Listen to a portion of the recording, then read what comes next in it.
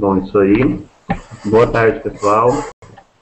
Eu sou Ezequias Caetano, de Patos de Minas, e a gente está começando mais um Comportamento em Cena, hoje com a participação do nosso querido Denis Amignani e do Vinícius Ferreira, de Londrina.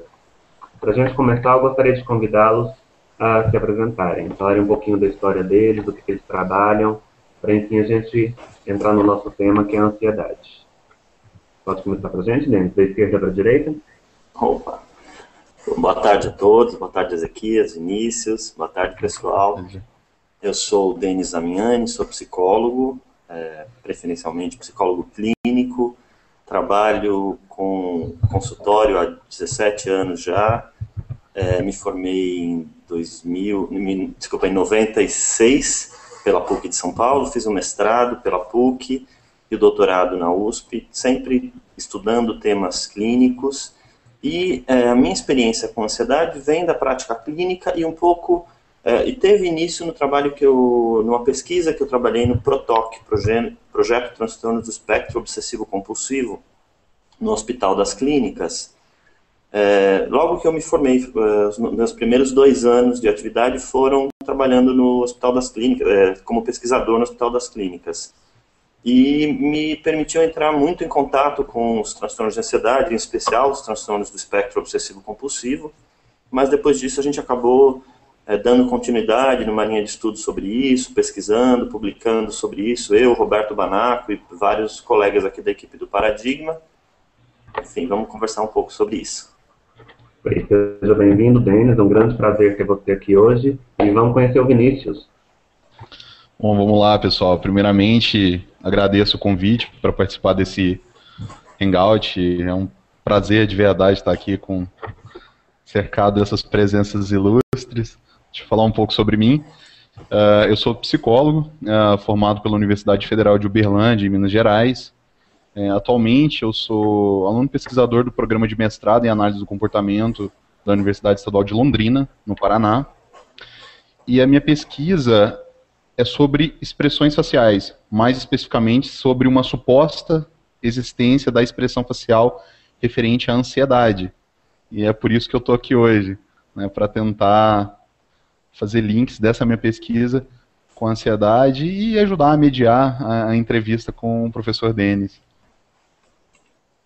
Bom, é isso aí, pessoal. E para a gente começar a falar do assunto, gostaria de convidar o Denis a definir para a gente o que é ansiedade. Quando a gente pode dizer que uma pessoa está ansiosa? Certo. Estava aqui conversando com o Vinícius que a gente tem um grande número de situações que as pessoas se referem como ansiedade, né? A gente fala que está ansioso, por exemplo, quando tem uma viagem que a gente está esperando há muito tempo, e aí, na véspera, eu nem consegui dormir de tão ansioso que eu estava esperando a viagem, né? A gente fala de ansiedade quando a gente vai numa montanha russa e está lá no topo, quando não tem mais jeito de voltar atrás, mas você queria voltar atrás e não tem jeito, a ansiedade vai no topo, né? A gente também fala de ansiedade quando um usuário de drogas está nos instantes ali prévios ao uso da droga, ele tem aquilo que a literatura chama de craving, que também é uma ansiedade antecipatória ao uso da substância, né? Em todos esses casos, existe um certo grau de ansiedade. Agora, quando a gente está falando dos chamados transtornos de ansiedade, não é dessa ansiedade que a gente está falando, né? A gente está falando da ansiedade que está relacionada de alguma forma à antecipação de um evento aversivo ou a algum contexto que sinaliza que alguma situação desagradável, aversiva, indesejada está para ser apresentada. E a gente fala dessa ansiedade relacionada a situações aversivas como aquelas que compõem os transtornos de ansiedade. Ok, bom, professor. Uma pergunta. Quando a gente coloca a culpa do nosso sobrepeso na ansiedade, é um tipo diferente da ansiedade clínica? Comi muito porque eu estou ansioso. Eu não diria que é uma ansiedade diferente da ansiedade clínica, Vinícius. mas talvez a gente esteja falando de da comida exercendo uma função de fuga ou esquiva de sentimentos desagradáveis, né? Não necessariamente ansiedade. A pessoa pode estar muito angustiado com uma determinada situação, ou que está por resolver, ou uma situação que ela está, enfim, que está incomodando de alguma forma, e a comida, acho que o prazer relacionado ao consumo da comida acaba compensando de alguma forma essa angústia. Então isso pode acontecer. A pessoa pode comer porque está ansiosa? Se a gente considerar esta função de esquiva da comida, podemos falar que ela comeu porque está ansiosa. A ansiedade não é uma explicação, mas ela é o evento, ela é o estado interno desconfortável do qual a pessoa está evitando ou do qual ela está fugindo, né? Então, podemos falar assim. Pode falar, Ezequiel. Não, pode concluir. Eu tenho uma outra pergunta para você, bastante relacionada com essa questão de ansiedade como um problema. Uhum.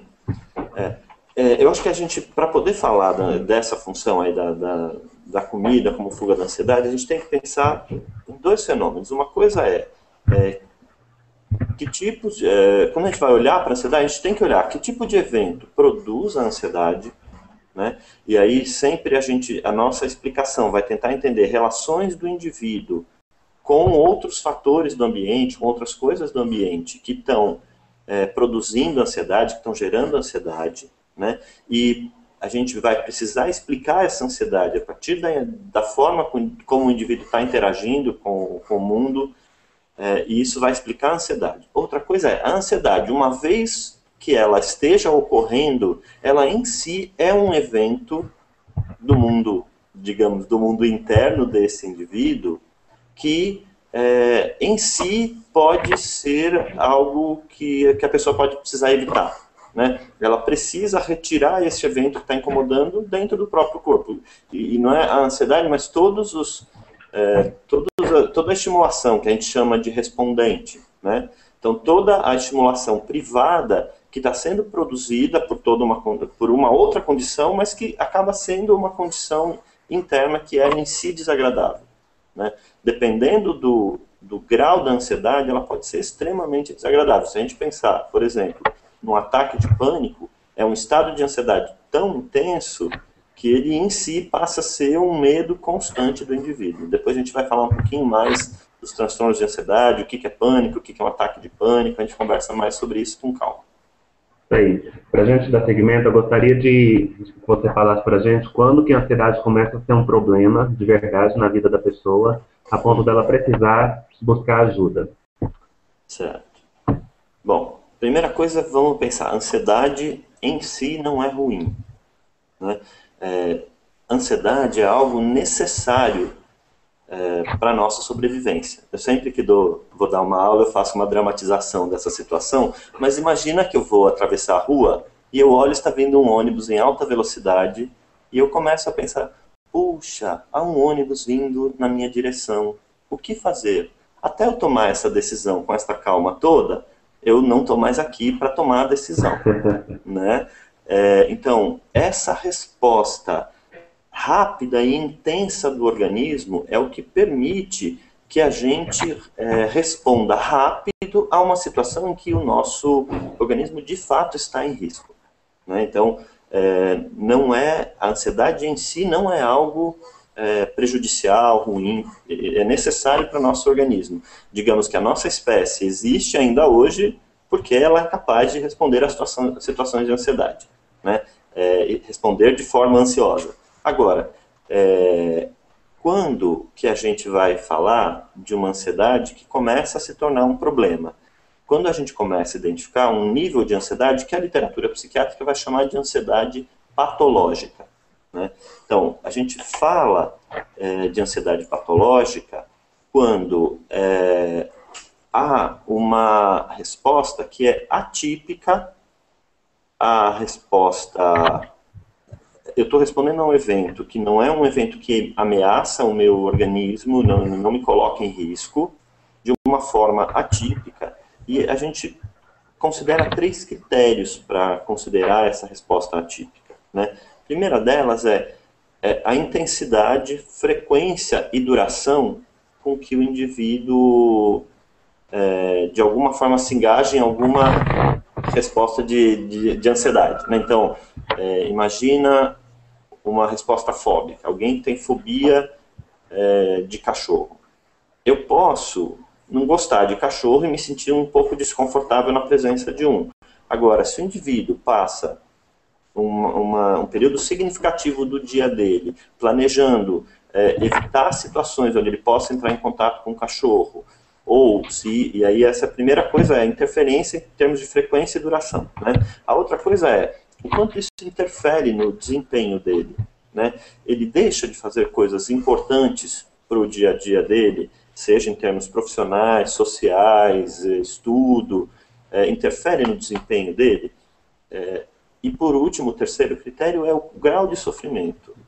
É um pequeno desconforto ou é um sofrimento tamanho que o indivíduo que chega a ser prejudicial para esse indivíduo, né? Se a gente tem esses 3 critérios envolvidos, a gente está falando de uma ansiedade que já tomou uma dimensão que merece ter um olhar mais...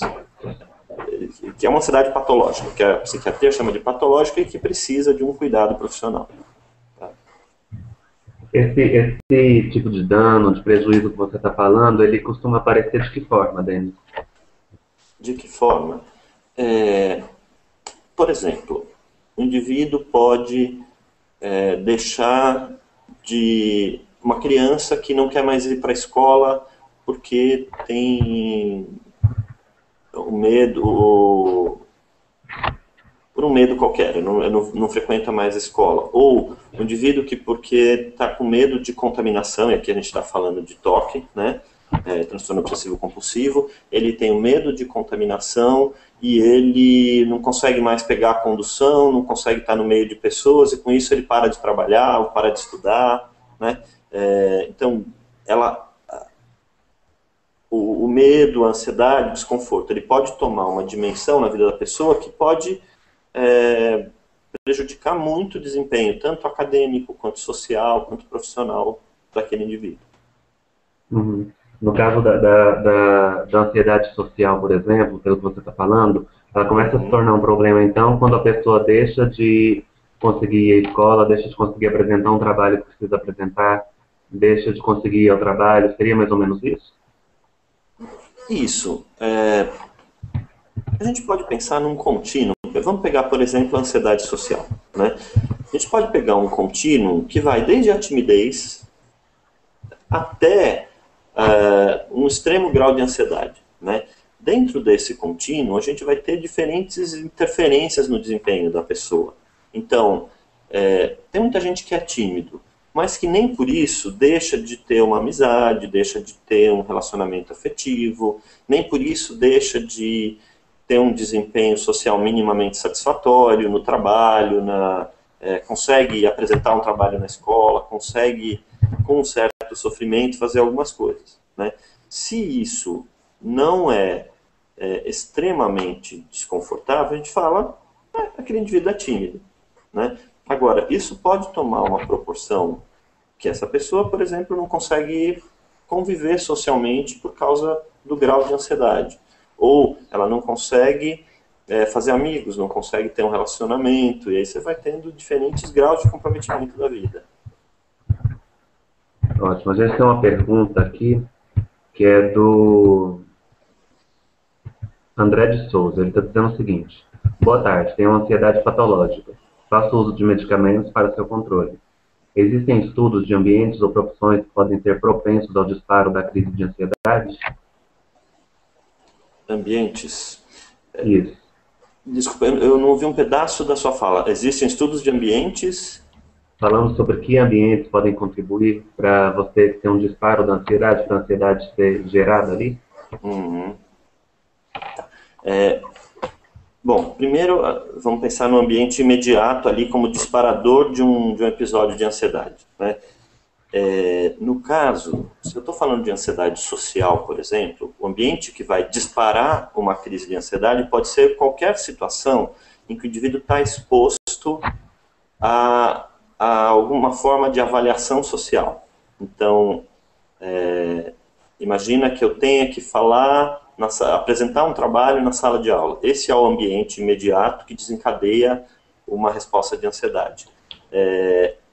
Um indivíduo fóbico, uma fobia específica, fobia de cachorro, o ambiente imediato que vai desencadear a resposta de ansiedade é o cachorro, ou a apresentação de algum evento em que o cachorro está presente, né? Ou a expectativa de ser apresentado. Tá? Eu vou falar como um ambiente que desencadeia imediatamente uma crise de ansiedade. Agora, vamos imaginar o ambiente pensado de uma forma mais ampla, mais ao longo do tempo na vida desse indivíduo, né? Eu posso ter um indivíduo que vive num contexto onde ele está com frequência sendo sujeito a crítica negativa, avaliação, punição, um contexto. Isso a gente vê empresas que são assim, a gente tem famílias que são assim, a gente tem determinados ambientes que funcionam desse jeito. Então o sujeito está, de uma certa forma, com frequência sujeito a ser avaliado negativamente, criticado. Esse tipo de contexto ele pode produzir ansiedade também, e aí eu diria, é mais provável que num contexto desse, um indivíduo ansioso desenvolva crises de ansiedade. Tem um outro contexto que eu acho que também pode favorecer o indivíduo desenvolver um quadro de ansiedade, é o oposto, é um ambiente super protegido, né? Vamos pensar uma mãe cujo filho não pode fazer nada porque não faz isso que é perigoso, não faz aquilo que é perigoso. Esse indivíduo está protegido, ele não está sujeito a avaliação negativa, a crítica, a maus tratos, nada disso. Mas essa superproteção, ela de uma certa forma constrói uma imagem de que eu não sou capaz de lidar com as dificuldades apresentadas pelo ambiente. Então, qualquer dificuldade, quando aparece, ela tem um tamanho muito maior do que ela realmente tem, porque o indivíduo não desenvolveu uma autonomia para lidar com os problemas. Então, eu acho que esse ambiente também é um ambiente gerador de ansiedade, embora ele não seja em si aversivo. Certo? Uhum. Então, acho que essa diferenciação é importante. É um ambiente imediato, como um contexto que desencadeia a resposta de ansiedade, e um ambiente de forma mais ampla. Ok, professor. Uma pergunta, assim, baseada na pergunta anterior, né? Quando a ansiedade se torna um problema, existe um protocolo dentro da terapia comportamental sobre como efetuar esse tratamento da ansiedade? É claro, considerando que cada paciente vai trazer uma história de vida diferente, tudo, mas existe um protocolo geral? Vinícius, eu não diria um protocolo com um manualzinho, sabe, do começo ao fim, como fazer. Mas existem algumas técnicas que a gente pode lançar mão dependendo de uma série de coisas, uma série de análises que a gente vai fazer, né? Antes de definir qualquer estratégia terapêutica, eu preciso fazer o que a gente chama de análise funcional, né? Então, um terapeuta comportamental, ele não vai lançar mão da técnica simplesmente porque ele viu um diagnóstico de ansiedade. A gente tem lá as técnicas, a gente sabe que pode usar quando precisa. Mas primeiro eu vou perguntar, essa ansiedade, ela tem que origem? Que história? Imagina que eu veja que a origem tem a ver com esse ambiente que é superprotetor ou alguma coisa assim, né? Dentro deste contexto ambiental, será que é bom agora eu lançar mão da técnica? Ou primeiro eu preciso desenvolver com esse indivíduo um pouco mais de autonomia para ele conseguir lidar com esse ambiente? Aí sim eu dou uma ferramenta para ele de enfrentamento da ansiedade, né? Mas, bom, estou só fazendo essa prévia aqui para não dizer que a gente vai usar a técnica indiscriminadamente, né? Claro. Mas que técnicas a gente tem? A gente tem algumas técnicas, tá?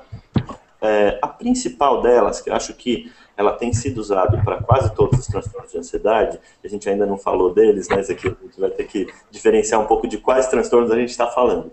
Mas a principal delas, eu diria, é a exposição com prevenção de respostas, né? O que vem a ser exposição com prevenção de respostas?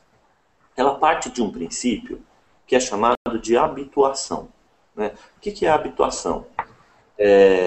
Todos nós, quando entramos em contato com um estímulo que permanece constante e ele não representa ameaça para o organismo, uma ameaça real, a tendência do nosso organismo é, num primeiro momento que o estímulo apareceu, ele reage a isso.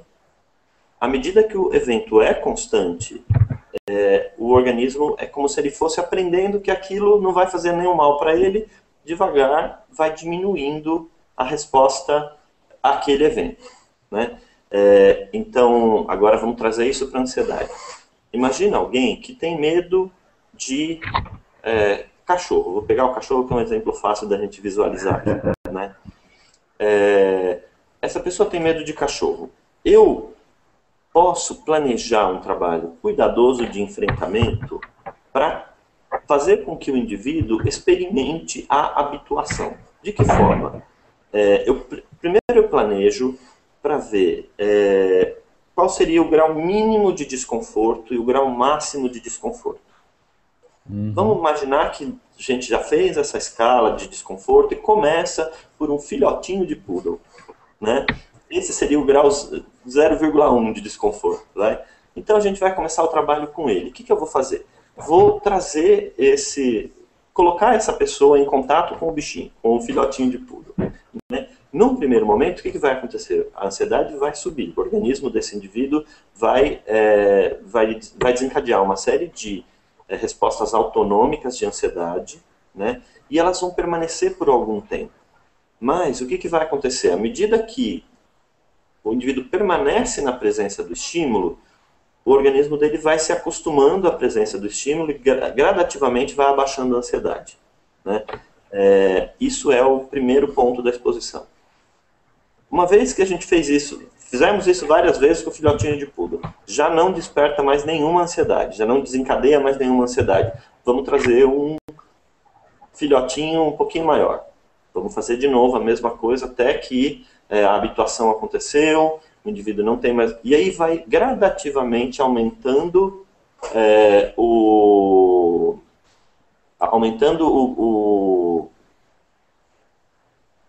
a intensidade do estímulo, né? E uma coisa que é importante, que eu sempre falo para os meus pacientes, porque eu uso sempre o mesmo exemplo do cachorro, que é mais fácil da gente ver, falo para a gente não precisa chegar no pitbull, né? A gente pode chegar no pastor alemão, a gente pode chegar até um ponto, dali para frente nem eu vou querer lidar com o pitbull, então não precisamos dele, né? Então a ideia da exposição é fazer um planejamento cuidadoso com o paciente, o cliente, ele precisa participar disso, né? Não tem surpresa, não vou, o cara veio para o meu consultório e de repente eu apareço com um cachorro aqui dentro sem avisá-lo, né? Então tudo é planejado, e tudo eu vou medindo como que a pessoa está conseguindo lidar com aquilo. Na hora de colocar no papel, a gente pôs o filhotinho de poodle como 0,1. Mas quando o indivíduo entra em contato de fato com o bichinho, ele está lá com ansiedade 10. Vamos tirar. Vamos esperar e pensar um outro jeito. Se não deu com o filhotinho, vamos voltar para a foto. Vamos começar com foto do cachorro, depois a gente faz. Então, tudo é pensado e vai sendo modificado à medida que o paciente consegue lidar com aquela situação, né? Para isso, o profissional tem que ter uma sensibilidade muito grande ao paciente, ao cliente dele, e ver como que ele está conseguindo lidar com aquela situação, né? o cliente. Tá? Diante disso, a gente pode concluir... Desculpa. Essa sensibilidade é importante, porque senão pode passar batido o nível de ansiedade do cliente, se tornar aversivo até a própria terapia para ele, não é isso? Perfeito, Ezequias. Essa é uma coisa que, se a gente não fica atento a como que está acontecendo, como que o cliente está reagindo ao procedimento naquele momento, corre o risco da terapia se tornar aversiva. E aí ele vai evitar não só o evento, mas também a terapia, né? E essa é uma coisa que a gente tem que tomar um certo cuidado, porque nem sempre o cliente consegue te dizer que aquilo está demais para ele. Que pode ser que dizer isso seja parte da dificuldade dele. Então você tem que estar atento a outras respostas não verbais de ansiedade. E aí o Vinícius talvez possa até ajudar a gente nisso, né? A expressão facial, o tom de voz com que ele fala, enfim, e várias outras dicas aí não vocais que o cliente dá, não verbais que o cliente dá. Certo, Vinícius? Claro. Só para contextualizar os espectadores desse programa, existe estudos, né, que propõem a existência de uma expressão facial de ansiedade, né, que seria diferenciada da expressão facial do medo, né? Engraçado que medo e ansiedade, por vezes, eles são colocados ali lado a lado nos manuais de diagnósticos de psicologia, enfim, diagnósticos clínicos. Mas a ideia da expressão facial de ansiedade, ela é baseada num modelo, em pesquisas com modelos animais, né? Pesquisas com roedores, que dizem basicamente o seguinte: elas estão relacionadas com a qualidade, o tipo de ameaça. Quando o organismo conhece, né, a ameaça, ou seja, essa ameaça é clara, né, e de fato é uma ameaça, ele tende a fugir dessa situação. E a emoção que acompanha esse comportamento de fuga seria o medo. E a expressão facial dessa expressão de medo seria mais ou menos aquela expressão de pavor, né? Uma surpresa seguida de um medo. Enfim, já a expressão já a ansiedade, ela seria a emoção que acompanha um comportamento de avaliação de risco, né? Quando a ameaça ela não é conhecida, né? Ou seja, suspeita-se da presença dessa ameaça. E a expressão facial seria a de varredura ambiental. A pessoa fica desconfiada, suspeita, então ela olha para os dois lados, né? O típico movimento do olho, né? Então, né, nesse modelo explicativo, a ansiedade estaria diferenciada do medo dessa forma. Bom, acho que para a gente especificar um pouquinho mais, acho que a gente pode entrar também nas formas com que essa ansiedade costuma ser descrita na literatura da área, né, médica e psiquiátrica. Poderia falar para a gente, Denis, quais são os principais diagnósticos que são dados para as manifestações da ansiedade? Posso sim. Só falando disso, é importante a gente destacar que na psiquiatria, os transtornos de ansiedade, eles vão envolver tanto o que o Vinícius acabou de chamar de ansiedade, quanto o que ele chamou de medo, né? Tanto o medo quanto a ansiedade estão dentro de uma classe ampla que a psiquiatria chama de ansiedade patológica. Tá? Bom, vamos falar dos principais. Antes de falar dos transtornos propriamente dito, Ezequias, eu queria diferenciar uma coisa que vai dar contexto aqui para os transtornos. O que a gente já falou que é a ansiedade, né? Queria contar um pouquinho o que é um ataque de pânico, tá? Porque depois a gente vai poder dizer o que é um transtorno do pânico, né? Ataque de pânico não necessariamente caracteriza um transtorno do pânico, tá? Então, um ataque de pânico nem todo ataque de pânico caracteriza transtorno do pânico, né?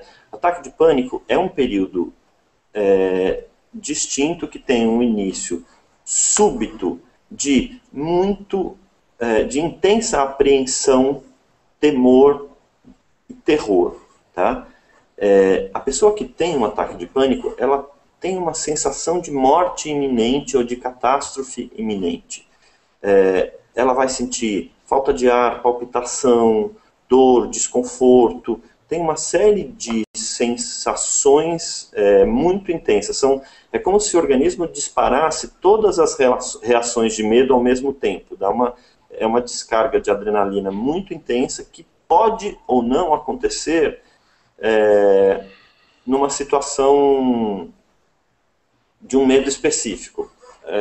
Por exemplo, o indivíduo pode ter um ataque de pânico quando ele, tendo medo de cachorro, ele se deparou com o cachorro. Ou ele pode ter um ataque de pânico quando, tendo medo de altura, ele está lá no topo de uma montanha-russa, né? Agora, o ataque de pânico ele pode estar presente em qualquer um dos transtornos de ansiedade e mesmo em outras situações que não relacionadas aos transtornos de ansiedade. Agora, às vezes as pessoas chegam no consultório da gente falando, eu tenho transtorno do pânico. Quando você vai ver, ela teve um ataque de pânico isolado numa situação muito específica da vida dela, né? O transtorno do pânico, ele vai acontecer quando o indivíduo ele tem uma sequência de ataques de pânico inesperados e recorrente, e ele passa a ficar persistentemente preocupado com o próximo ataque. Então, o desconforto do ataque de pânico é tão grande que ele fica, passa a ficar um tempo significativo do dia dele preocupado com medo dos próximos ataques. E aí ele pode ficar, inclusive deixar de fazer coisas que possam produzir algumas sensações parecidas com o ataque de pânico. Por exemplo, ele pode deixar de fazer atividade física porque ele fica com medo da palpitação que ele sente quando faz atividade física. Ele pode evitar ter uma relação sexual porque ele fica com medo da respiração ofegante e da palpitação. Então, tem uma série de situações que ele pode passar a evitar de medo do ataque de pânico. Então, isso a gente está falando de transtorno do pânico, né? Agora, esse transtorno do pânico, ele pode também acontecer com agorafobia. O que a gente chama de agorafobia? É quando, além de ter medo do próximo ataque de pânico, ele passa a ter medo também de situações nas quais ele possa ficar sem proteção ou sem escape, no caso de um ataque de pânico. Então, o indivíduo fica com medo de ir num cinema porque ele tem medo de passar mal e não dá tempo de sair porque está cheio de gente o cinema. Ou ele fica com medo de estar num lugar aberto, sem ninguém por perto, porque ele não vai ter socorro se ele passar mal. Medo de dirigir porque ele pode estar num congestionamento quando tiver um ataque de pânico. Então, o ataque de pânico é uma coisa, o transtorno do pânico é outra, e o transtorno do pânico com agorafobia é outra coisa, tá? Então, aí a gente tem, então, a agorafobia sem pânico. O indivíduo pode sentir agorafobia, o medo de estar em lugares onde ele possa estar sem proteção ou sem escape, e isso não necessariamente está ligado a uma história de pânico. Então, tem a agorafobia sem história de transtorno do pânico, tem o transtorno do pânico com e sem agorafobia, né? Aí a gente tem as fobias específicas, que tem várias modalidades de fobias específicas, né? Pode ter a fobia de altura, a fobia de algum animal, a fobia... Estou aqui com uma listinha aqui, mas, enfim, tem um monte de tipos de fobia que as pessoas chamam de fobia específica, quer dizer, que a gente chama de fobia específica. Existe um evento, e se a pessoa entra em contato com o evento, ela se sente muito ansiosa, ou a expectativa de apresentação dessa situação deixa ela muito ansiosa. A fobia social, ela é muito parecida com a fobia específica, mas ela está bastante relacionada a situações onde a pessoa pode estar exposta ao julgamento ou avaliação de terceiros, né? E a fobia social também tem vários subtipos. Ela pode ser generalizada, no sentido de eu tenho medo de qualquer situação que envolva pessoas, ou ela pode ser especificamente ligada a falar em público, a escrever na frente de outras pessoas, a comer na frente de outras pessoas, e tem muitos subtipos aí de fobia social, tá? A gente tem também o transtorno de estresse pós-traumático, que é um transtorno de ansiedade que acontece depois que o indivíduo passou por uma experiência traumática, né, uma experiência que pode ser de violência, uma experiência de um acidente, uma situação natural, uma enchente, um desabamento, que a pessoa correu risco de vida importante, e a partir disso ela passa a ter respostas intensas de ansiedade e de lembranças recorrentes sobre o evento traumático, tá? O último quer dizer, os dois últimos, tem mais dois ainda.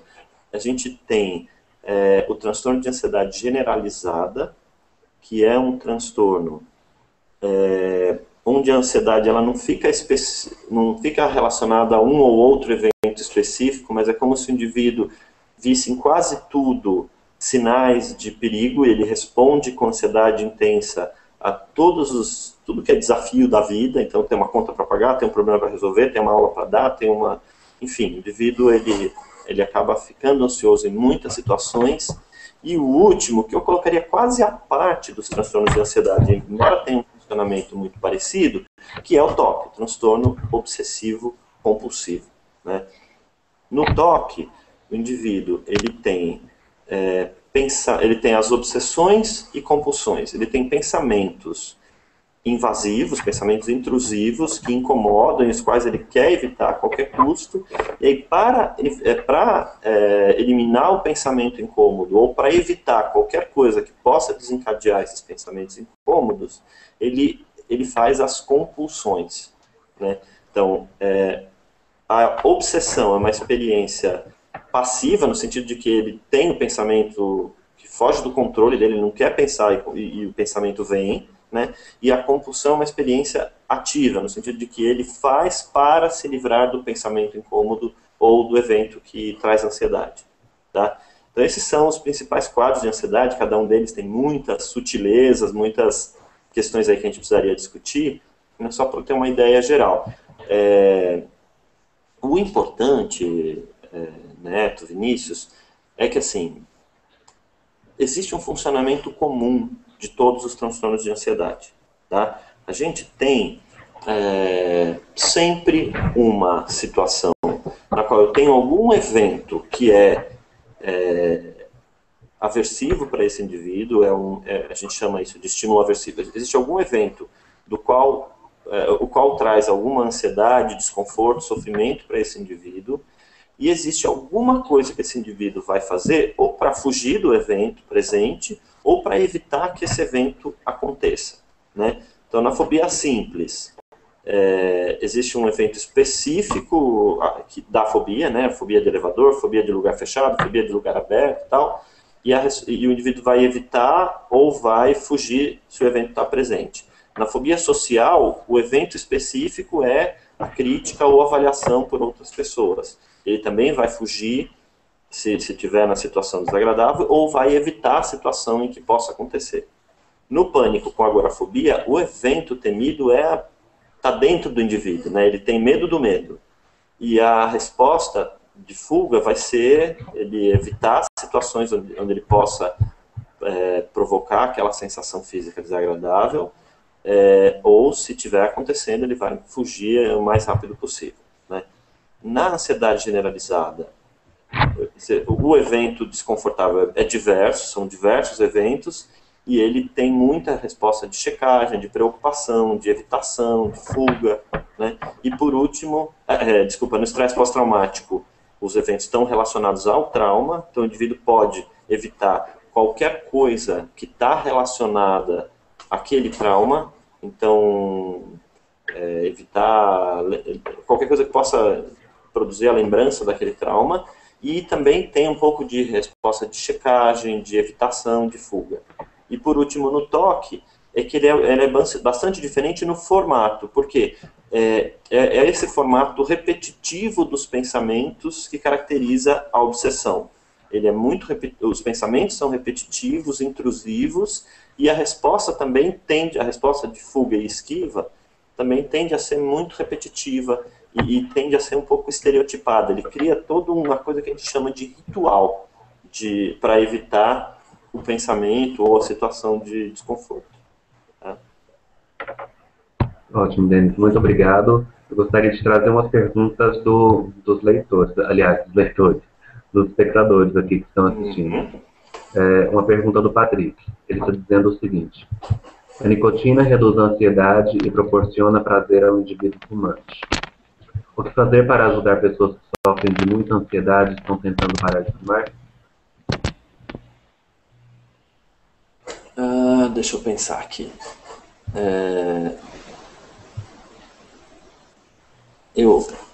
Olha, a ansiedade, a gente tem diferentes mecanismos para fugir de ansiedade. Cada pessoa tem diferentes respostas, aí que a gente chama de resposta de esquiva ou fuga, né? Por exemplo, o fóbico social, ele pode beber para conseguir enfrentar situações sociais. E é muito comum a gente ver o fóbico social buscar terapia por causa da bebida e não por causa da fobia social, né? Então, alguém que tende a ser ansioso, ou que apresenta muita ansiedade, e que fuma, e o cigarro acaba funcionando aí para aliviar a ansiedade, o problema é que ele somou dois problemas, né? Porque o cigarro em si acaba trazendo toda a questão da abstinência da sua retirada, e a abstinência em si produz mais ansiedade, né? Nunca trabalhei com fumante, é curioso, mas nunca aconteceu assim, de alguém que veio especificamente buscar terapia comigo por causa do cigarro. Mas acho que o psicólogo que fosse atender alguém com essa queixa, ele teria que atacar as duas frentes, né?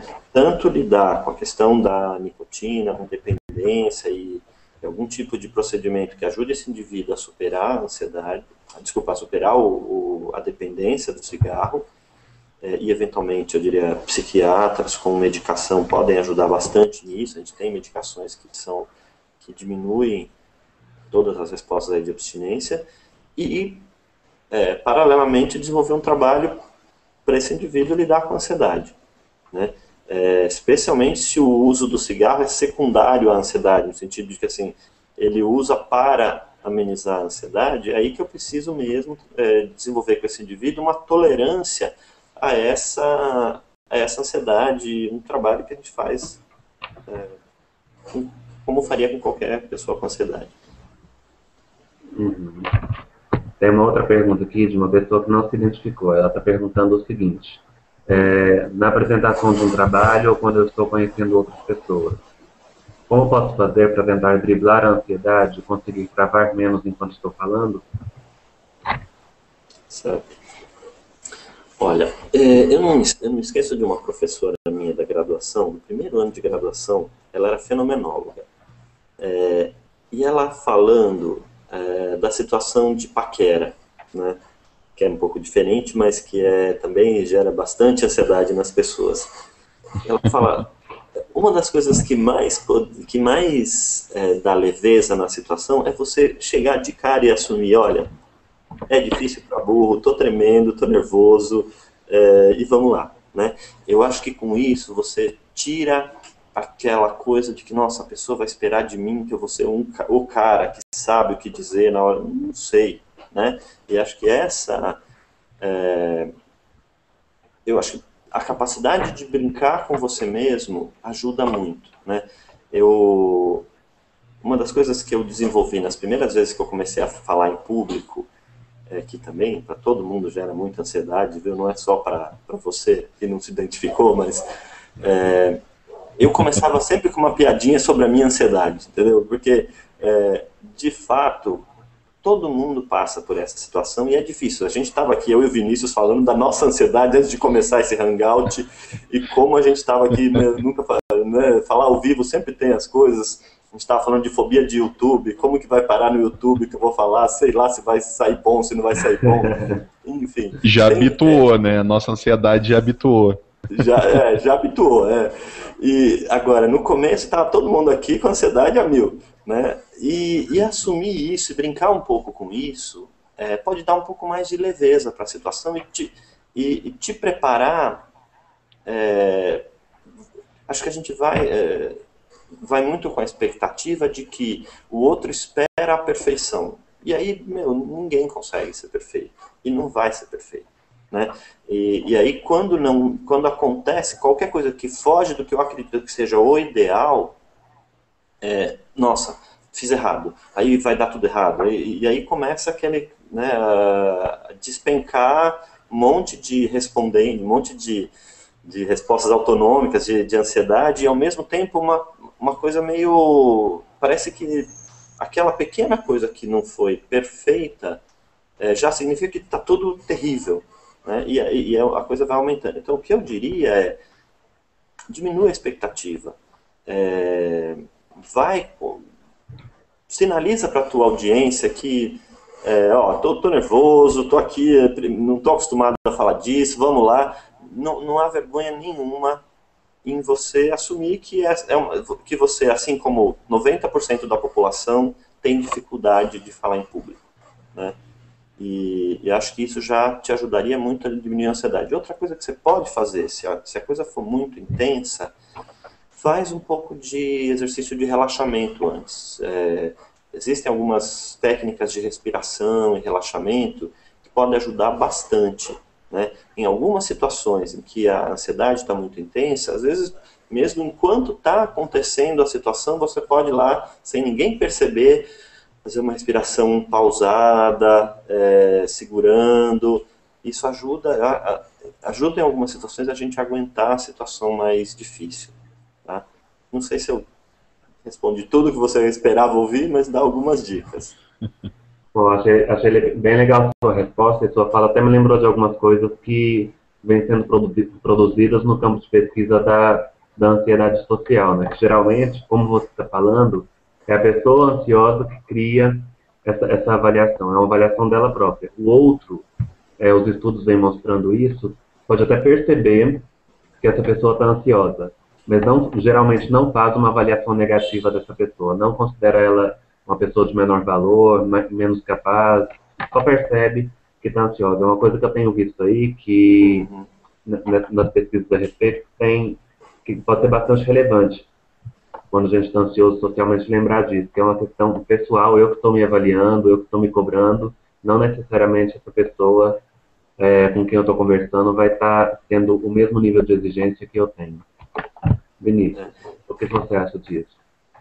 Você que trabalha aí com expressão social da ansiedade, né? Sobre a percepção que os outros têm da ansiedade.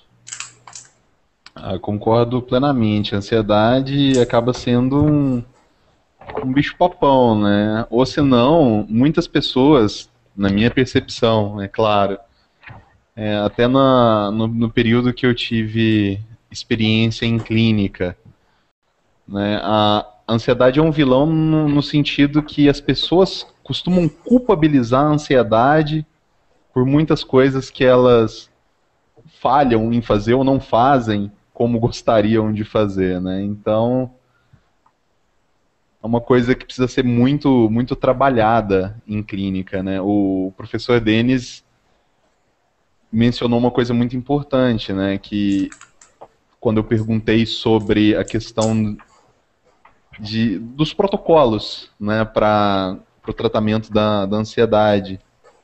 E, pelo que eu entendi, não existe jeito de combater a ansiedade sem que haja enfrentamento, né? É preciso que a pessoa se exponha ao estímulo ansiogênico de modo gradativo para que ela vá se habituando e aprendendo a conviver com aquele nível de ansiedade, né? Para que esse nível não seja algo mais tão danoso para ele quanto era no passado. Pois é, Vinícius, eu acho que você está falando uma coisa que me lembrei de uma outra coisa importante, né? A gente acha que vai buscar a terapia para eliminar a ansiedade, para não sentir a ansiedade.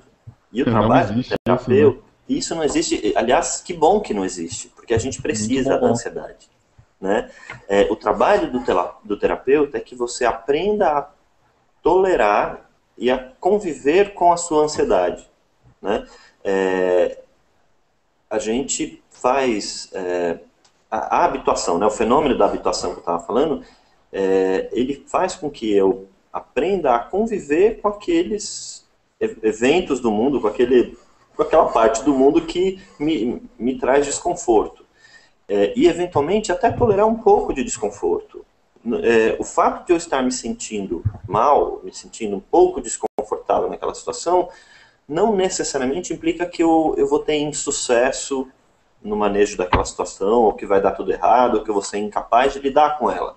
simplesmente eu estou me sentindo ansioso e ok, né? Estávamos nós três aqui ansiosos antes de começar o Hangout, estamos aqui mandando o que dá para a gente fazer dentro desse contexto, né? E faz parte da coisa.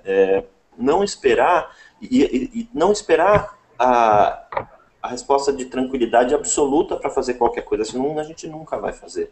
Até porque sem ansiedade a gente não está pilhado para conseguir fazer, né, exigir do nosso corpo o nosso melhor. A gente precisa de um pouquinho dessa ansiedade, né? Com certeza, com certeza. Tem uma outra pergunta aqui, acredito que é de uma psicóloga, ela também não se identificou. A pergunta é a seguinte, Dani. Não são incomuns queixas de pessoas incapazes de manter relacionamentos amorosos em função da ansiedade, se manifesta seja por ciúmes, seja por impulsividade, seja por insegurança, ou qualquer outro aspecto em relação ao futuro da relação, seja também por incertezas em relação a como o parceiro irá ou não corresponder às suas expectativas. Sei que é difícil falar em termos gerais, mas em termos de terapia e manejo clínico, que espécie de intervenção? Em resumo, o que a pessoa está perguntando é o seguinte: tem pessoas que se queixam de dificuldade de manter uma relação afetiva estável por causa da ansiedade. Essa ansiedade é essa, que pode aparecer como ciúmes, como impulsividade ou como insegurança em qualquer aspecto da relação. Uhum. Ela está perguntando se existe algum tipo de manejo clínico que você pode indicar para poder lidar com essa situação.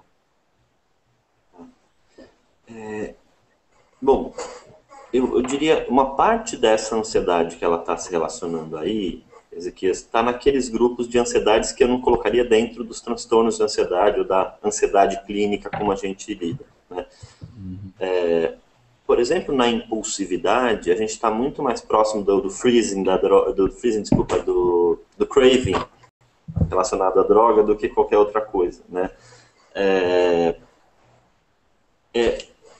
A questão do controle, a gente está falando de controle de impulso, né? Tem uma coisa que é, todos nós, quando estamos num relacionamento afetivo, a gente tem que lidar com a incerteza. Você nunca tem certeza absoluta do tamanho do afeto do outro por você. Você sabe do seu, né? E o pior, você sabe que o seu também oscila. Você nem sempre ama o outro do mesmo jeito o tempo inteiro. Tem dia que, né, às vezes te odeio por quase um segundo, depois te amo mais, né? Plagiando aqui o nosso amigo, oh, meu Deus, deu branco o nome dele, mas tudo bem, depois eu lembro. Herbert Viana. Essa variação que a gente sente no afeto pelo outro, a gente sabe que o outro também sente pela gente. E isso traz sofrimento, né? Isso traz ansiedade. Por quê? Porque entra o medo de perder. E aí a gente talvez possa falar de uma ansiedade parecida com os transtornos de ansiedade, que é aquele medo, né, a expectativa de que um evento aversivo venha a acontecer. O aversivo aqui é a perda do outro, né? Isso é mentira? Não. É verdade, ele pode ir embora. Ele pode não gostar mais de mim, ele pode me deixar, ele pode gostar de outra pessoa. Isso é um fato com o qual eu preciso aprender a conviver. E mais do que isso, eu preciso aprender a demonstrar e confirmar o meu afeto, mesmo não tendo certeza do afeto do outro, né? O tempo inteiro. Eu não tenho como comprovar o tempo inteiro que o outro tem esse afeto. Então, essa ansiedade, eu diria, ela faz parte de um relacionamento e faz parte de um relacionamento saudável eu suportar e conviver com essa ansiedade. Ela não vai embora, lamento te dizer, colega, mas ela não vai embora, né? Ela vai estar presente e o trabalho é aprender a tolerar, né? E não tentar ficar buscando confirmação de afeto do outro o tempo inteiro, porque esta confirmação de afeto, ela vai ser ainda mais prejudicial do que a própria incerteza do afeto, né? E muitas vezes o que acaba estragando os relacionamentos é que esses pedidos de confirmação de afeto, eles vêm por ameaça do meu abandono, né? Então, eu coloco o outro na berlinda, na ameaça dele me perder, para ver o que ele vai fazer para me manter. E aí eu vou criando uma insegurança ainda maior no outro, que vai criar uma insegurança maior em mim, ou seja, tá tudo errado. Para não falar... Uma bola de neve. É uma bola de neve, né? As coisas, uma coisa leva a outra, e é isso que eu acho que traz muito sofrimento. Então, eu diria, se tem um profissional que está trabalhando com um caso de ciúme, tudo que ele não pode fazer é fortalecer, trabalhar para dar certeza para o outro de que a outra pessoa não vai, para o seu cliente, de que a outra pessoa não vai embora. Né? O que eu preciso fazer é tolerar essa situação. Olha, ele pode sim ir embora. O que a gente vai fazer com isso? Como é que a gente vai suportar isso? Essa é a vida. Né? Essa é a vida de quem tem alguém. Né? É interessante isso, que até entra naquilo que a gente estava conversando agora há pouco, sobre o que é descrito na literatura da área como transtorno de personalidade borderline. Né? A pessoa está sempre testando o afeto do outro, está sempre criando provas para verificar que o outro realmente gosta dele, o que traz uma ansiedade muito maior para a família, e entra toda essa bola de neve que você está falando. Exatamente. O transtorno de personalidade borderline, eu diria que é o extremo, tem alguns trava-línguas na nossa literatura, esse é um deles. O borderline, eu diria que é o extremo deste padrão, né? Tanto é que os psiquiatras, eles definem o borderline pela seguinte expressão: te odeio, não me abandone. Né? Por quê? Eu tenho tanto medo de te perder que eu vou te colocar no limite para ver até quando você me suporta. Porque se você aguentar isso, então você gosta mesmo de mim. Só que eu vou submetendo você a tantos e tantos e tantos testes que uma hora você não aguenta. E aí confirma a minha tese de que, tá vendo, você ia me abandonar mesmo. Né? E aí isso vai gerando um grau de sofrimento para todo mundo que está envolvido, que torna muito difícil a convivência. Né? O pior disso é que quanto mais o outro aguenta, mais o border testa ele, né? Exatamente. E é curioso, Ezequias, porque quanto mais o outro vai dando evidências de que de fato gosta, mais ele desperta esse alarme do abandono. Porque o outro está dando evidências de afeto, eu vou gostar. Se eu gosto, quanto mais eu gosto, maior é a ameaça, mais eu vou sofrer se eu perder o outro.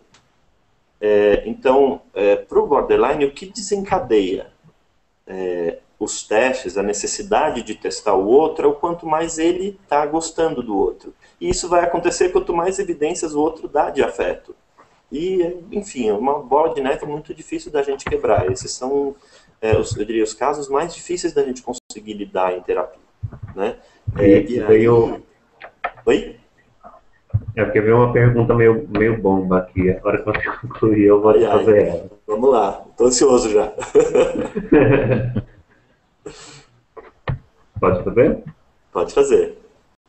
Aqui, a Nayara está perguntando o seguinte: se quanto mais evidências de afeto eu dou para o border, mais ele me testa, eu devo parar de dar evidências?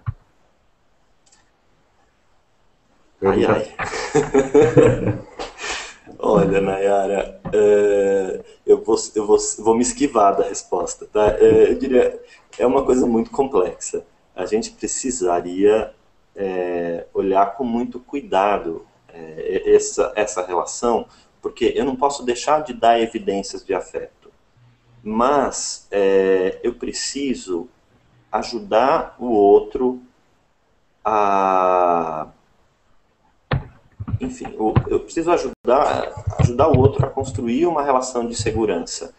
E não é retirando as minhas evidências de afeto que eu vou fazer isso. Eu diria...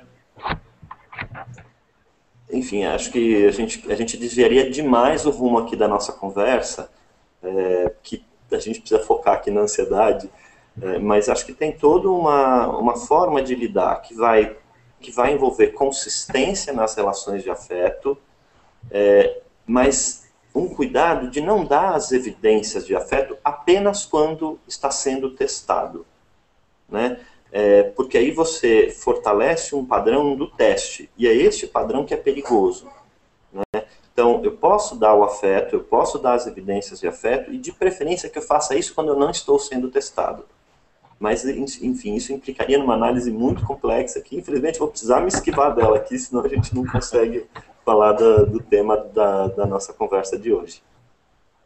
Bom, o Vinícius parece ter uma pergunta, tá aí querendo falar, perguntar para ele, Vinícius. Bom, foi mencionado a palavra esquiva, e isso acabou me eliciando uma pergunta, né? Já ouvi dizer que a esquiva de uma situação, ela retroalimenta a ansiedade, né? Eu gostaria que, se essa informação for verdadeira, o professor Denis comentasse um pouquinho para a gente. Sei.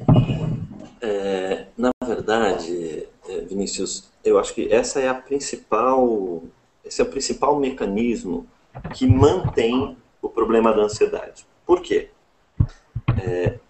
Imagina que cada vez que vou pegar um exemplo concreto, acho que é mais fácil da gente visualizar, né? Se eu tenho medo de conversar com outras pessoas, tá? Pessoas que eu não tenho tanta familiaridade, né?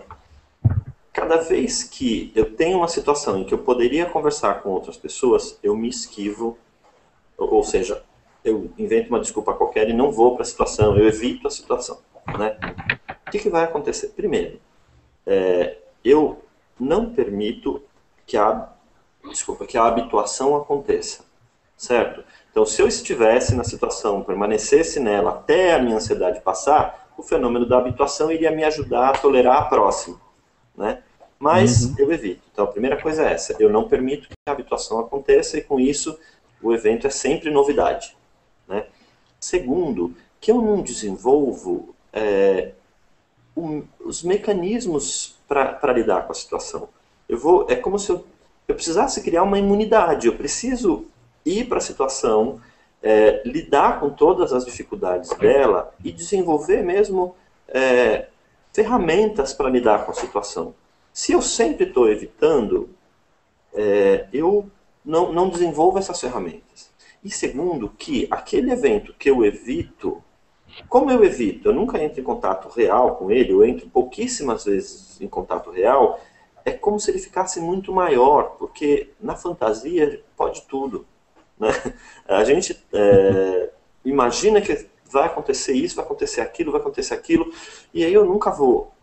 E quando eu vou, como eu estou sempre evitando, quando eu vou, em geral, é atrapalhada a coisa, né? Porque o meu desempenho vai ser um pouco insuficiente, porque eu não estou acostumado mesmo, né? E aí reforça aquela ideia de que, tá vendo, ia dar tudo errado mesmo, né? Então, o que precisa, e por isso que dependendo do grau com que isso acontece, por isso que um profissional precisa acompanhar esse processo. O que precisa é um processo gradual para o indivíduo ir entrando em contato e não mais evitar, não se esquivar do evento, né? Esses dias, faz alguns meses, aconteceu com uma amiga minha, ela foi para um voo e teve uma turbulência tremenda, a ponto até das comissárias de bordo começarem a gritar no voo, né? Você imagina o grau da aversividade da situação, né? Aí, acabou o voo, ela, por coincidência, foi conversar com um amigo dela que era piloto. E ele falou, olha, o que você precisa fazer é pegar o mais rápido possível um voo de novo. Não para de voar, né? Por quê? Na verdade, ele está fazendo uma prevenção super importante.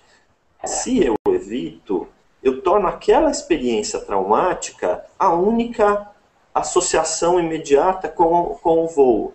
Eu preciso dar a oportunidade de acontecerem outras experiências para que essa não seja a única coisa associada à experiência de voar, né? Então, é importante, sim, aconteceu uma turbulência, foi muito complicado, deu tudo errado no voo, não volta de ônibus. Pega o voo de volta, enfrenta, né? Eu diria, toda situação de ansiedade, a dica que eu dou tá difícil, tenta enfrentar, né? Se não está dando para enfrentar, vamos fazer isso juntos. Sim. É interessante você dizer isso, porque a pessoa ansiosa ela tem muito e se, né? antes de enfrentar, e se acontecer tal coisa, e se acontecer tal coisa. Eu costumo brincar que o e se não tem limite. O e se ele é totalmente possível. Tudo é possível, mas nem tudo é provável. Um dos argumentos mais difíceis para a pessoa ansiosa lidar é esse famoso e se. Bom, a gente tem uma outra pergunta aqui. Essa é da Natália Britos. Já ouvi falar dessa moça, viu? Nossa parceira lá do Comporte, muito dedicada a ela. Ela está perguntando assim: eu quero saber a relação da supressão condicionada e a ansiedade. Primeiro, o que é supressão condicionada? De onde vem essa expressão e qual é a relação dela com a ansiedade? Bom, o Ezequias me colocou um desafio aqui de falar das coisas de um jeito que seja minimamente inteligível aqui para quem não está familiarizado com a análise do comportamento. Essa eu vou tentar, tá, Nathalie? Olha, lá para os anos 70, se eu não me engano, alguns pesquisadores começaram a estudar um fenômeno que é esse da supressão condicionada. O que acontecia? Esse fenômeno foi primeiro estudado em laboratório com os ratos. Eles estudam essas coisas em laboratório para fazer um paralelo de fenômenos da vida real com humanos, né? O que acontecia? Eles perceberam que um rato que funciona com um desempenho minimamente regular, eu instalei uma determinada resposta e ele está lá respondendo regularmente dentro de um determinado esquema, que ele pressiona a barra e tem água, tá? Em um determinado momento, eles fizeram o seguinte: colocaram um som, algum sinal do ambiente, esse som inofensivo, tá? E o que acontecia com o desempenho do animal? Ele dava uma paradinha para ouvir o som e daqui a pouco voltava lá a pressionar a barra como se nada tivesse acontecido, né? Então, a apresentação do som por si só dá uma interrompida no desempenho e volta ao normal. Só que o que eles começaram a fazer? Apresenta o som e aí, depois de alguns segundos, apresenta um choquinho leve, tá? O que passa, depois de que isso foi feito algumas vezes, som, alguns segundos, choque, som, choque, som, choque. Depois desse pareamento, som, choque, quando eles apresentavam o som, o animal já parava o desempenho dele e o animal começava a ter um monte de respostas que os cientistas entenderam como respostas de ansiedade. Eles tinham ereção do pelo, eles tinham micção, defecavam, ficavam mais agitados ou paralisados, né? E os cientistas entenderam aquilo como um paralelo do que acontece na situação da ansiedade. Ou seja, você tem uma situação que é chamada de um estímulo pré-aversivo, e a apresentação desse pré-aversivo, que é a campainha, suprime temporariamente o desempenho do indivíduo. Tá? Vamos tentar trazer isso para a vida real agora, né? Eu estou fazendo as minhas coisas normalmente. De repente, chega o meu pai e fala: Denis, a gente vai ter uma conversa daqui 2 horas. Nós precisamos conversar. Né? Imagina que meu pai seja uma pessoa severa, que costuma ter punições razoavelmente intensas.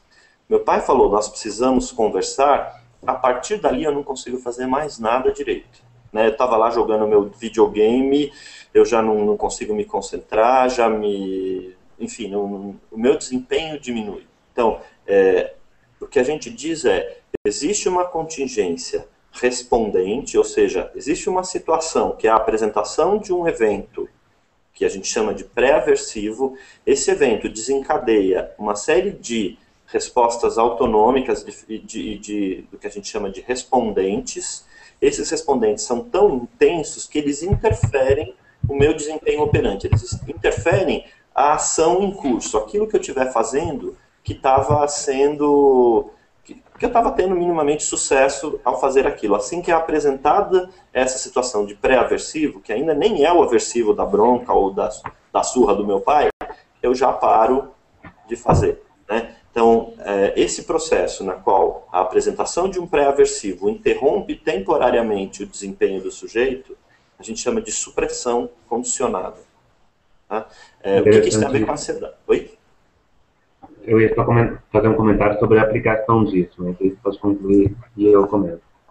Então, que relação isso tem com a ansiedade? Na verdade, esse é um dos principais modelos que a gente usa para estudar a ansiedade, um modelo teórico mesmo para estudar a ansiedade. A gente entende que muitos dos transtornos de ansiedade, eles envolvem alguns eventos que nem são o aversivo em si. Em geral, o indivíduo ele se esquiva quando só foi apresentado o pré-aversivo, né? Então, vamos imaginar o toque. O indivíduo ele começa a ritualizar antes do evento aversivo acontecer. Ele tem um pensamento de que algo ruim pode acontecer com alguém que ele gosta. E ele vai ritualizar para evitar que aquilo aconteça. Ou, na fobia social, o Ezequias me convida para uma situação, 3 dias antes eu começo a não conseguir me concentrar no que eu estou trabalhando ali. Imagina que fosse essa situação, né? Ou seja, a gente tem a apresentação de que, olha, no dia 3 de março, às 17 horas, vai ter um evento, e já no dia 2 eu começo a sentir todas as respostas de ansiedade antecipando a apresentação do evento aversivo, né? Isso a gente chama de supressão. Eu paro, eu não consigo dar conta do que eu tenho para fazer porque foi suprimido temporariamente a minha ação ali. Uhum. Mesmo que a pessoa saiba, né, como fazer aquilo com perfeição, a ansiedade vem tão forte que suprime a ação, não é isso? Exatamente. Os respondentes, né, toda a ativação autonômica que é provocada pela apresentação do pré-aversivo, ela impede que eu tenha um desempenho normal enquanto o aversivo não é apresentado. Por isso, se quiser, é curioso essa coisa, algumas pessoas, numa situação muito difícil, elas falam, eu quero ser o primeiro. Sabe quando você tem aquela coisa, quem que vai começar? Deixa eu começar logo, que já que tem que ser, então deixa eu ser o primeiro. Porque ela não aguenta o aversivo da supressão condicionada. Ela não aguenta o aversivo da preparação para. Né? Então, vou o mais rápido possível, com isso eu me livro disso. Tá? Bom, uma outra pergunta que eu quero fazer para o Vinícius, ainda no campo da ansiedade social. Como o Vinícius falou no início, o campo de estudo dele no mestrado são as expressões faciais, a interpretação de expressões faciais. A pessoa com ansiedade social, que fica ansiosa diante de qualquer situação de interação social, geralmente ela é, entre aspas, invadida por uma série de pensamentos autorrecriminatórios, do tipo, fulano não gostou do que eu falei, fulano está com raiva de mim, Beltrano está me achando bobo, ou assim por diante. Aí, Vinícius, como você estuda a expressão facial, é sua área, eu gostaria que você falasse um pouquinho sobre o quão precisa pode ser essa avaliação da pessoa e o quanto é possível você realmente saber o que o outro está pensando a seu respeito. Olha, Neto, a telepatia ainda não é possível com as ferramentas que a gente tem atualmente, né? Mas seria interessante que as pessoas que experimentam ansiedade social elas fossem ensinadas a ler expressões faciais, né? A nossa face ela pode transmitir uma série de informações a respeito do nosso estado interno, né? Das nossas emoções. Hoje já foram descobertas 7 expressões faciais da emoção que são universais, né? Comuns para todas as pessoas, que seria a expressão de alegria, de tristeza, de raiva, de surpresa, de medo, de nojo e de desprezo, né? E a partir do momento que as pessoas elas conseguem identificar essas pistas emocionais a partir da expressão facial de outra pessoa, eu acho que potencializa a relação. Por exemplo, tem um documentário muito legal feito pela BBC, chama The Human Face, né, a face humana, fica aí uma indicação para o pessoal, para quem está nos assistindo. Pessoal. E esse documentário, ele traz um exemplo de um casal, né, com sérios problemas de relacionamento, e eles queriam salvar a relação, né? E eles se dirigiram para uma clínica que trabalha com expressões sociais, e eles foram ensinados sobre como ler a expressão facial um do outro, né? Inclusive para saber em que momentos aquela briga que eles estavam tendo, ela seria produtiva, né, de acordo com a mensagem emocional, né, que o outro passava para o parceiro pela face. Então, assim, voltando à sua pergunta, seria muito interessante que pessoas com ansiedade social, elas aprendessem, de fato, a ler as expressões, né. Eu costumo dizer que na nossa sociedade, ela está muito em torno do que é falado, né? A gente pode ser aclamado, condenado, absolvido por aquilo que a gente fala.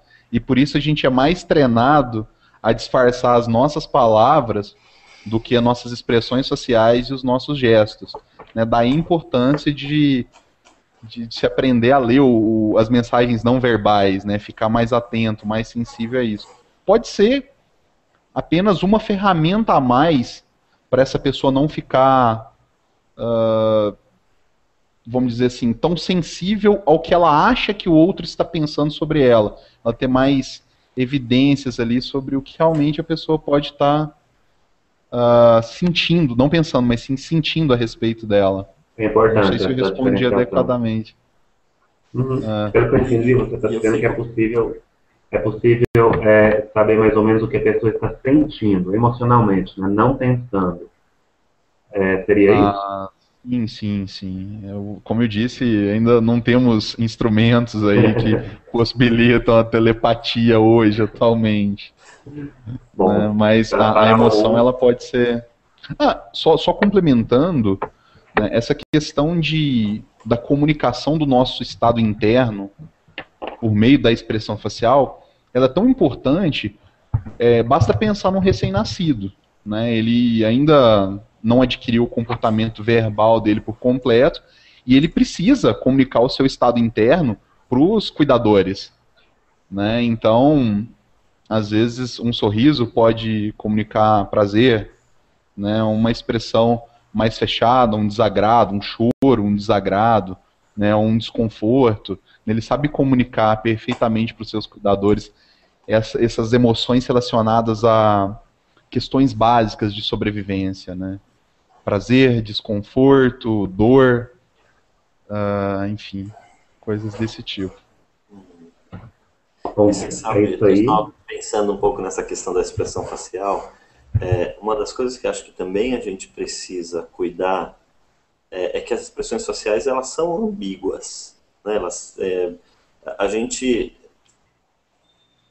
precisa olhar para as expressões faciais num contexto, né? Com certeza. E acho que essa aprendizagem também é importante, porque às vezes o indivíduo pode estar numa situação social e ele fazer uma expressão facial qualquer porque ele lembrou de uma outra coisa que não tem nada a ver ali com a conversa, né? Com certeza. Ou tem alguma coisa, sei lá, uma dor, alguma situação que está causando desconforto que não necessariamente tem a ver com a situação que está acontecendo ali. E acho que é importante a gente conseguir olhar para o conjunto de informações que inclui também a expressão facial, né, Vinícius? Com certeza. A análise da expressão facial, ela é contextual, sempre. Isso. E outra coisa, tem vários tipos de sinais que a face ela oferece. Esses sinais, eles podem ser estáticos, né, que são características da própria estrutura física da pessoa, como cor da pele, o formato do rosto, né? Podem ser lentos, podem ser sinais lentos, por exemplo, as alterações no rosto que essa pessoa tem ao longo da vida. E podem ser sinais rápidos, que são contrações musculares, mais ou menos involuntárias ali, né? Que quando a gente quer detectar a emoção, a gente tem que prestar atenção nesses sinais rápidos, e não nos lentos e estáticos, né, e no contexto que aquilo está acontecendo, né, para aí ter uma leitura mais acurada da expressão facial em si. Tem alguns autores da área que falam que um simples sinal, uma simples microexpressão facial, é equivalente a uma palavra, né? Você olha a microexpressão em um contexto, você já teria uma frase. Olha o conjunto de expressões, o contexto de aquela expressão, já seria um parágrafo. Eu li isso em algum lugar de um livro da área. Não adianta você tentar olhar uma expressão só e tentar interpretar ela. Bom, mas enfim, a gente passou um pouquinho aqui do tempo, porque a conversa estava boa demais. Eu quero agradecer ao Denis pela disponibilidade de vir participar com a gente, ao Vinícius também, que faz parte da nossa equipe, vai estar sempre participando conosco no Boteco, é que vai ter hoje mais à tarde, vou falar para vocês já já. Vai estar sempre participando com a gente aqui no Comportamento em Cena. E para encerrar, eu gostaria de saber se o Denis ou o Vinícius tem mais alguma coisa que eles gostariam de falar e não tiveram oportunidade de falar ao longo da nossa conversa. A conversa foi muito boa, eu queria agradecer muito a participação, o convite. É sempre um prazer estar envolvido aí nas coisas da Comporte-se e nas outras atividades aí que o Ezequias tem conduzido. Me sinto honrado em participar. Valeu, Vinícius. Obrigado pelo bate-papo aí, Ezequias. E, pessoal, obrigado pela participação. Eu que agradeço o convite do Neto, né, sei da importância que ele e outras pessoas estão tendo aqui para o desenvolvimento e a propagação dos conhecimentos em psicologia. Né, gostaria de agradecer ao Denis também pela presença ilustre. Me causou ansiedade, sim, porque você é referência para mim, eu fiquei ansioso pela possibilidade de falar alguma bobeira.